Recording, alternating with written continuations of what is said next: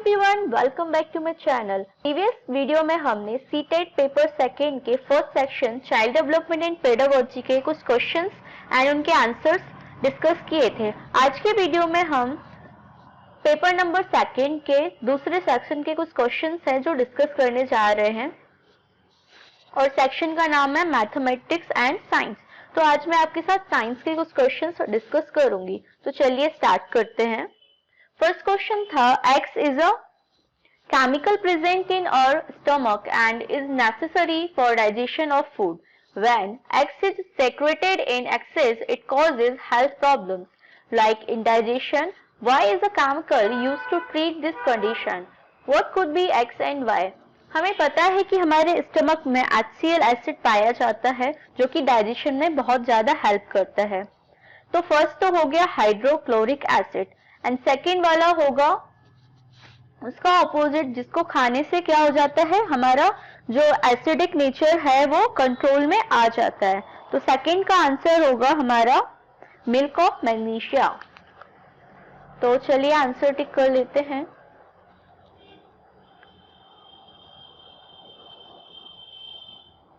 इसका आंसर हो गया hydrochloric acid and milk of magnesia. तो इसका आंसर कौन सा हो गया, थर्ड वाला। नेक्स्ट क्वेश्चन की तरफ चलते हैं। In which of the following process bacteria is not used? हमें पता है बैक्टीरिया डेली लाइफ में बहुत ही ज्यादा यूजफुल है। फॉर्मिक एसिड ऑफ कर्ड बनाने में बैक्टीरिया का यूज होता है। बेकिंग ऑफ ब्रेड, फर्मेंटेशन का मतलब ही है कि हम बैक्टीरिया की हेल्प लेकर चीजों को फर्मेंटेशन कर रहे हैं। थर्ड क्या है, नाइट्रोजन फिक्सेशन के लिए भी बैक्टीरिया होते हैं। तो बेकिंग ऑफ ब्रेड के लिए हमको बैक्टीरिया की जरूरत नहीं पड़ती है और बाकी प्रोसेस में पड़ती है।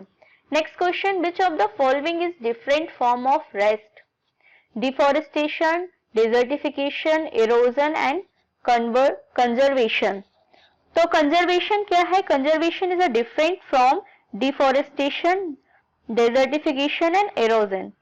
ठीक है, और डिफॉरेस्टेशन क्या है? ये हम क्या है, ट्रीज को काट देते हैं एग्रीकल्चरल लैंड के लिए। डेजर्टिफिकेशन क्या है? लैंड क्या है, डेजर्ट में कन्वर्ट हो जाती है। तो इसमें हमसे क्या पूछा था, सबसे अलग कौन सा है? तो सबसे अलग हमारा क्या है, कंजर्वेशन। कंजर्वेशन का मतलब क्या होता है, चीजों को कंजर्व करना। तो आंसर होगा fourth. Which of the following statement is not correct? अब हमारे पास चार ऑप्शन है जिसमें से हमें बताना है कि कौन सा करेक्ट नहीं है। Digestion is a chemical change, सही है।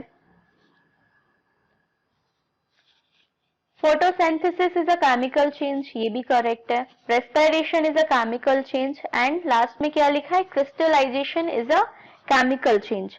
तो इसमें से कौन सा सही नहीं है? तो तीनों फर्स्ट के जो आंसर्स हैं वो क्या है, केमिकल चेंज का आउटकम है। और फोर्थ वाला क्या है, क्रिस्टलाइजेशन में केमिकल चेंज, केमिकल रिएक्शन नहीं होती है।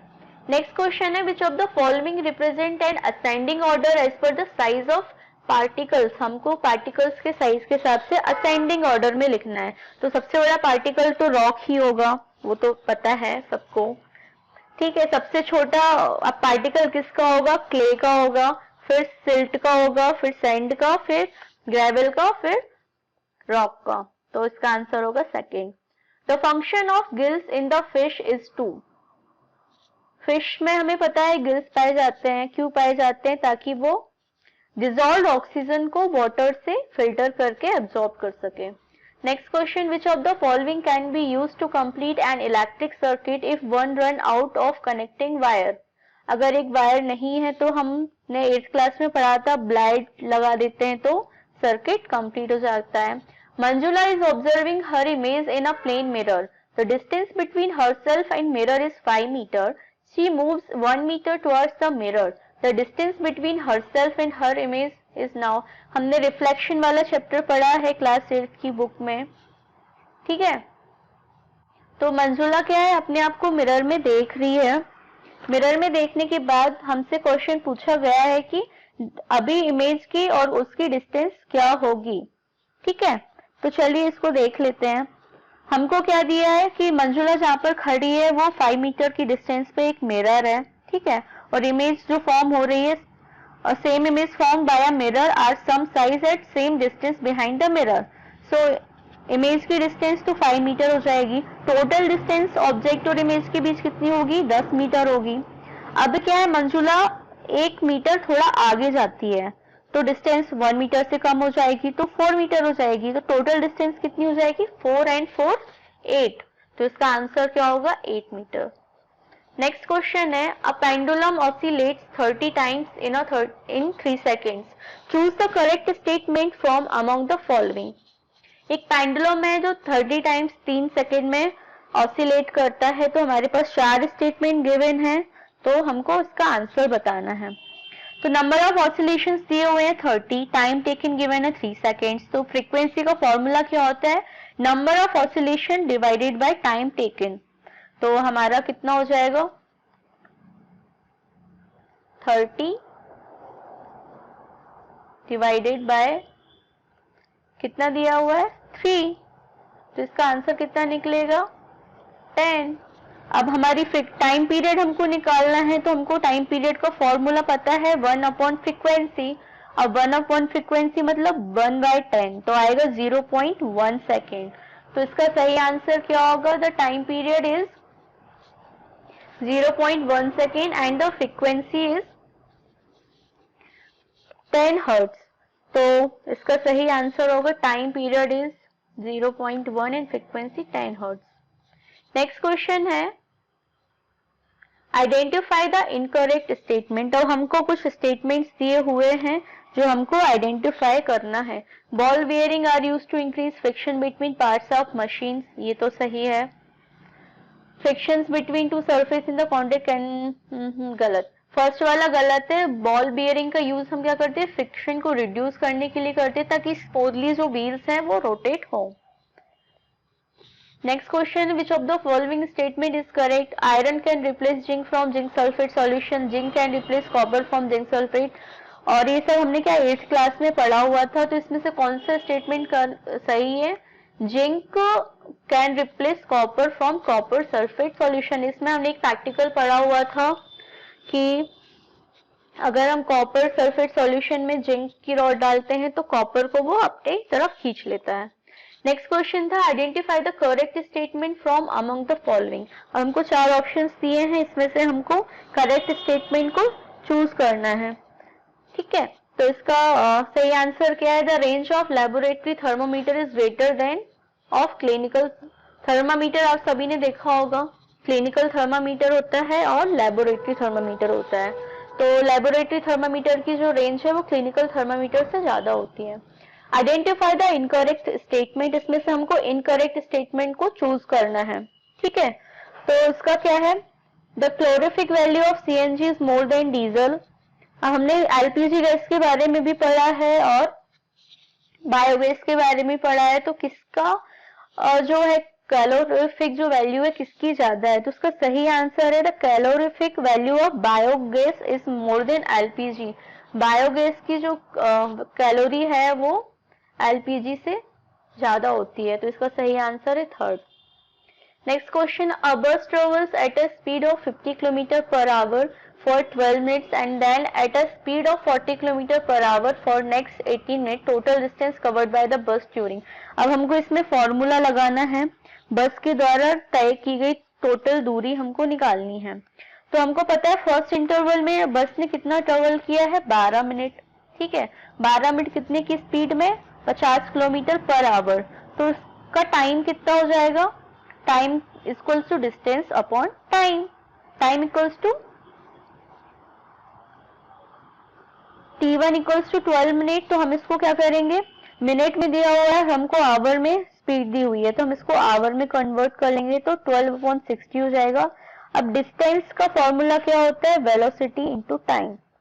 तो वेलोसिटी दी है 50, टाइम दिया है 12/60, तो हमको फर्स्ट टाइम की डिस्टेंस निकल के आ गई 10 किलोमीटर। सेकेंड टाइम में भी हमको सेम यही करना है। ठीक है, सेकेंड टाइम में स्पीड हमारी दी हुई है 40 किलोमीटर पर आवर और टाइम दिया है 18 मिनट। 18 मिनट को हम आवर में कन्वर्ट करेंगे तो 18/16 हो जाएगा। अब टोटल डिस्टेंस कवर्ड कितना हो जाएगा, 10 किलोमीटर प्लस सेकेंड टाइम की 12 किलोमीटर। तो इसका टोटल आंसर कितना आएगा हमारा 22 kilometre. Identify the incorrect statement from among the following. Statement हमको इनकरेक्ट जो है वो फाइंड आउट करना है। The motion of earth around axis is periodic motion, the motion of light is a rectilinear motion, the motion of plugged string of a sitar is oscillatory motion, all periodic motions are circular motion। तो इसमें से कौन सा statement है जो incorrect है?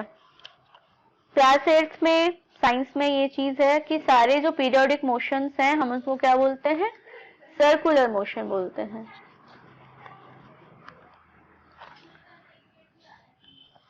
ठीक है, नेक्स्ट क्वेश्चन है Which of the following statements is are correct regarding image formation in plane mirror? अब प्लेन मिरर में जो इमेज बनती है उसकी प्रॉपर्टी के रिगार्डिंग क्वेश्चन पूछा गया है। तो इमेज इरेक्ट बनती है, मतलब स्ट्रेट बनती है। दूसरा है true to science sorry image real बनती है। Image is laterally inverted, the image size same the object. तो हमको इसमें से जो सही है उस पर टिक मार्क करना है। तो इमेज इरेक्ट बनती है, ये भी सही है। इमेज थोड़ी सी इन्वर्टेड बनती है लैटरली, ये भी सही है। The image size same at the object, ये भी सही है। तो हमारा आंसर क्या हो गया? ए सी डी। नेक्स्ट क्वेश्चन है which of the following is not true with respect the nature of science? Science is an interdisciplinary area of learning. Science is always tentative. Science promotes skepticism. Science is equivalent to a set of facts. तो इसमें से कौन सा सही नहीं है? Science किसी भी चीज, साइंस स्केप्टिसिज्म को प्रमोट नहीं करती। इसका आंसर होगा third. As per NCF 2005 good science education should be, अच्छी साइंस एजुकेशन क्या होनी चाहिए? ट्रू टू द चाइल्ड होना चाहिए, कोई भी मिसकंसेप्शंस नहीं होने चाहिए। Which of the following validities of a good science education curriculum is satisfied by activity and experiment? को हम क्या बोलेंगे? एक्टिविटी एंड एक्सपेरिमेंट को हम बोलते हैं process. Next answer, Anu took her class 8 children to field trip. Which of the following could be the most appropriate objective for his activity? अगर हम क्लास 8 के बच्चों को ट्रिप पर लेके जाते हैं तो ये कौन सी एक्टिविटी हो सकती है? इसमें आपको 4 ऑप्शंस दिए हुए हैं जिसमें से एक ऑप्शन सही है। तो आप लोग बताइए इसका आंसर क्या होगा? It encourage interaction among the children, हाँ सही है। It promotes process skills through concrete, ये भी सही। Enhance observation, it breaks the, D को छोड़ के सारे सही है, मतलब फर्स्ट वाला आंसर सही है। नेक्स्ट क्वेश्चन था हमारा which of the following is not to be the objective of science education at upper primary level? Upper primary level पर हमारा कौन सा ऑब्जेक्टिव नहीं है? तो इसमें फिर से आपको 4 ऑप्शंस दिए हैं जिसमें से आपको एक आंसर को चूज करना है। Nurturing the natural curiosity of children, ये तो सही होगा। कल्टिवेटिंग साइंटिफिक टेम्पर, ये भी सही है। इसमें से emphasising the text book definition and concept, ये वाला नहीं है। नेक्स्ट क्वेश्चन है which of the following can enhance the critical thinking among the children? इनमें से 4 ऑप्शंस दिए हैं जिसमें से हमको बताना है किससे बच्चों की क्रिटिकल थिंकिंग जो है वो इनहेंस होगी। तो आपके पास फिर से 4 ऑप्शंस दिए हुए हैं। Asking children to discuss among themselves in a group followed by sharing in the large group can be enhance the critical thinking. तो क्या हो जाएगा? इसका आंसर हो जाएगा according to the given asking children to discuss among themselves, sharing large group। large group में अगर हम डिस्कस करेंगे तो क्या क्रिटिकल थिंकिंग डेवलप होगी। नेक्स्ट क्वेश्चन है A teacher begin the class by demonstrating the chemical test of starch in a given sample of food. The cognitive process associated with the underlined word in the above statement is, इस statement को हम क्या बोलेंगे?